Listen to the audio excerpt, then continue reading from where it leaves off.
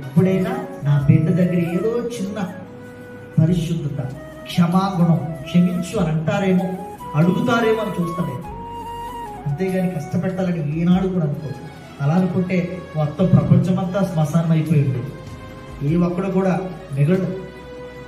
దుష్ట శిక్షణ, శిష్ట రక్షణ, అది మన కాన్సెప్ట్ కాదు. దేవుని స్తోత్రం. దుష్టులను నాశనం చేసేవాడు దేవుడు కాదు. దుష్టులను క్షమించి ప్రేమించి మంచి మార్గంలో నడిపించేవాడు దేవుడు. దేవుడికి స్తోత్రం. హల్లెలూయా.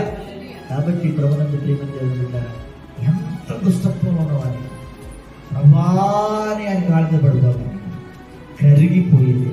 దేవుని స్తోత్రం. హల్లెలూయా.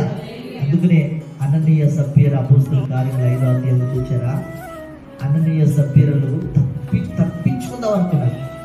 అంటే దేవుని దగ్గర దాచిపెట్టారు కదా. దేవుడికి తెలీదా నువ్వేమి దాచిపెట్టావో, ఎంతగా పొలమో అమ్మావో, నువ్వెంత తీసుకొచ్చావో అన్ని దేవుడికి తెలుసు. కాబట్టి దేవుడు అక్కడ వాళ్ళ క్షమాపణ అడుగుంటే ఖచ్చితంగా బ్రతుకుండేవారు.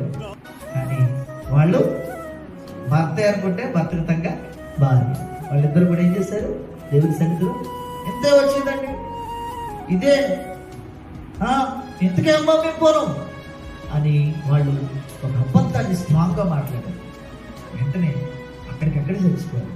దేవుని స్తోత్రం. హల్లెలూయా. ఇద్దరు కూడా ఒకే గోతులో పాతి పెట్టబడ్డారు.